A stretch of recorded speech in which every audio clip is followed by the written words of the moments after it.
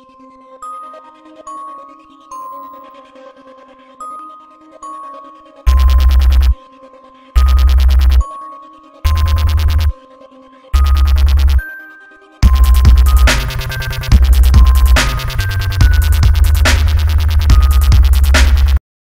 bien salut tout le monde, aujourd'hui on se retrouve pour une petite vidéo présentation d'outils. Donc je vais vous présenter, donc j'appelle ça un outil à frapper moi. J'essaierai de trouver le nom correct pour le titre de la vidéo. Je crois que c'est un tournevis à frapper, voilà. Donc ça c'est tout simplement un tournevis qu'on peut taper dessus. Et quand on tape dessus, ça tourne tout petit peu, ça débloque les vis rouillées. Donc je vais déjà vous le montrer d'un peu plus près. Donc déjà dans la boîte là, on a sur l'outil qui est comme ça, l'embout qui vient se mettre dessus, et après quelques embouts spéciaux, donc je pense qu'ils doivent être résistants à une force, enfin voilà. Donc moi dans l'occurrence, pour tester, je vais prendre l'embout qu'il me faut. J'espère qu'il est dans cela. Non. Donc après j'ai pas d'embout spécial comme ça. Je vais regarder si j'en ai un adapté à ça et je vous reprends. Donc je pensais l'avoir dans le dedans, mais bon je ne l'ai pas. Donc je vous reprends dès que j'ai retrouvé l'embout et on parlera de ça un peu plus en détail. Donc voilà, on se reprend un peu plus tard. J'ai trouvé l'embout qu'il faut. Alors pour faire fonctionner cet outil il faut quoi? Déjà l'outil, l'embout et le bon embout là. Donc moi là en l'occurrence c'est pour enlever un disque. J'ai le bon embout. Après donc ça c'est pour dévisser. Qu'est-ce qu'il faut faire? Rien de compliqué, vous mettez votre embout ici. Donc là on peut voir que si j'essaye de desserrer ça ne fonctionne pas.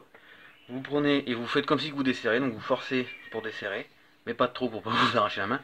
Et après vous prenez un marteau et vous venez taper sur l'outil. Et voilà. Donc c'est des vis assez serrées, assez fortes quand même. Donc on peut le voir que pas besoin de changer d'outil pour desserrer.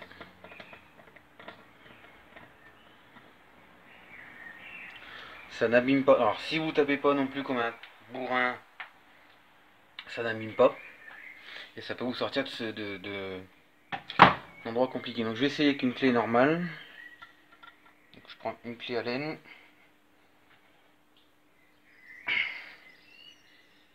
Ouais, bon. C'est assez serré quand même, hein. J'arrive pas à l'avoir à la main. Donc oui, excusez-moi, ça serré quand même, j'arrive pas à l'avoir à la main. C'est assez rapide, hein. On peut voir que c'est pas sorcier quoi. Vous mettez votre outil. Attends, juste tourner la jante. Vous mettez votre outil. Vous faites comme si vous desserrez sans forcer.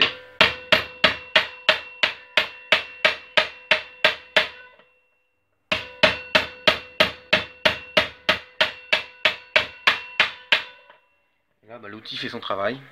Alors des fois c'est plus long que d'autres, c'est plus serré.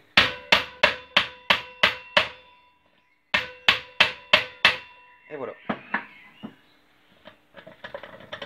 On peut voir que ça va assez vite quand même.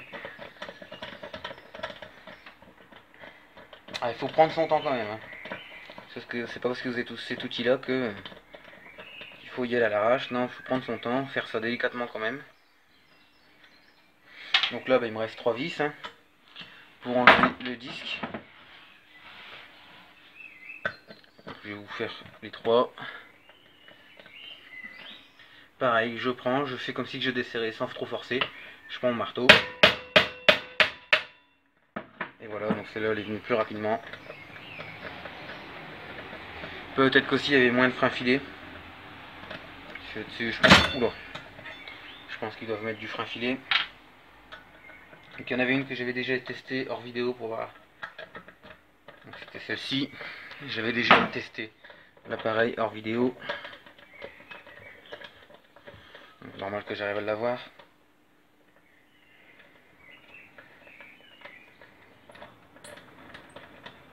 Alors il y a des fois l'outil marche pas. Hein. Des vis trop rouillées, ça peut quand même casser. Donc c'est normal, c'est pas l'outil miracle non plus. Ça peut permettre de vous sortir de telle situation. Cela à la main j'aurais plutôt foiré. Même si je faisais un bras de levier avec ma clé, je pense que j'aurais foiré ou cassé la clé. Donc là le dernier.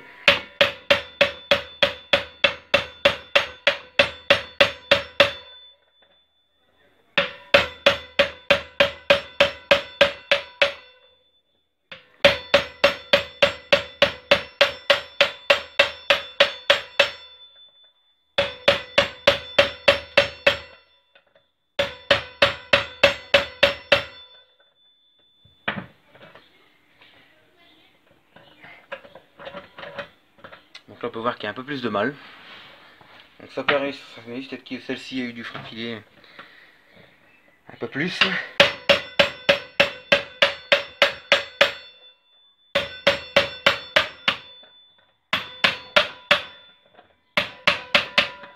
Voilà. Je pense que celle-ci peut-être qu'elle a été un peu plus rouillée ou un peu plus de frein filé. Ça peut arriver.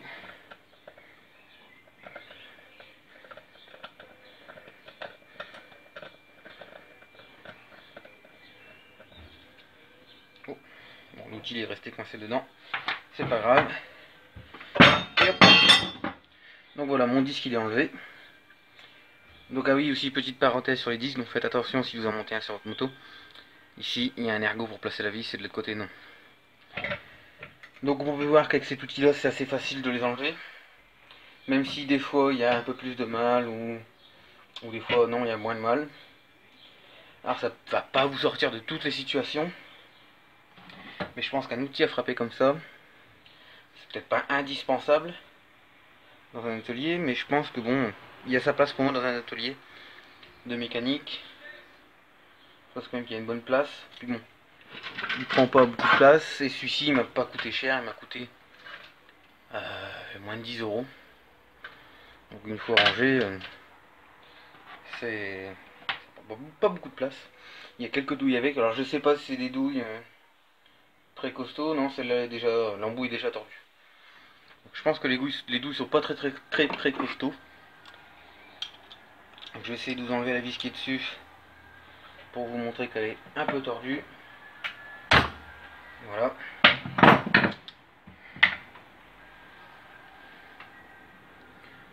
Hop. Alors excusez-moi le temps de faire le focus. Puis le téléphone il a pas envie aujourd'hui.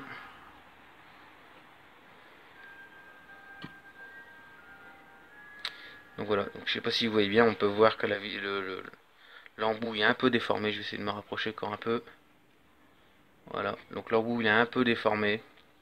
C'est un peu tordu. Mais bon, ça a marché, donc je pense qu'en achetant des embouts un peu plus costauds, c'est un outil qui est pas très cher. Très pratique pour moi. Bon, dans son coffret, hein. C'est pas un coffret très costaud non plus, je pense. Mais bon, l'outil en tout cas il est costaud. J'ai un ami qui en avait un, ça fait 2-3 ans qu'il l'a, il l'a toujours pas cassé. Les embouts par contre il les a plus. Soit le 3 quarts à casser, ou il les a perdus. Donc j'ai enlevé mon disque en, allez, on va dire 5 minutes en parlant. Je pense que c'est rapide et à la clé je pense que j'aurais mis minimum un quart d'heure et j'aurais forcément foiré une vis ou cassé ma clé. Donc c'est pour ça que je voulais vous parler de cet outil là parce que pour moi c'est un outil qui fonctionne bien. Bon, je l'ai acheté dans un commerce d'outillage, une grande enseigne. Mais bon voilà. Donc bon, des outils pas trop chers comme ça peut toujours servir. Il faut faire la part des choses. Il y a des outils pas chers et c'est de la merde, il y a des outils pas chers, ils font leur taf. Donc voilà pour cette vidéo. Si la vidéo t'a plu, n'hésite pas à mettre un pouce bleu. Si tu as des questions sur cet outil ou d'autres outillages que tu voudrais acheter et que tu as besoin d'un conseil, n'hésite pas, les commentaires sont là pour ça. Si tu as des problèmes avec ta machine, ton scooter, etc., c'est pareil, mets-moi les questions en commentaire, j'y répondrai au plus vite. Pardon. Si la vidéo t'a plu, n'hésite pas aussi à le dire en commentaire pour savoir si j'en refais d'autres ou pas. Si tu as trouvé un défaut sur la vidéo que tu dislikes, n'hésite pas à me dire pourquoi en commentaire. Ça je pourrais améliorer. Donc voilà un peu pour la vidéo. J'en ferai peut-être d'autres sur des outillages un peu plus spécifiques comme ça. Un outil à frapper, tout le monde n'en a pas un.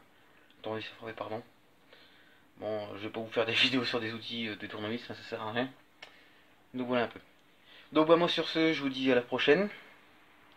Portez-vous bien. Salut. ALT3 Productions.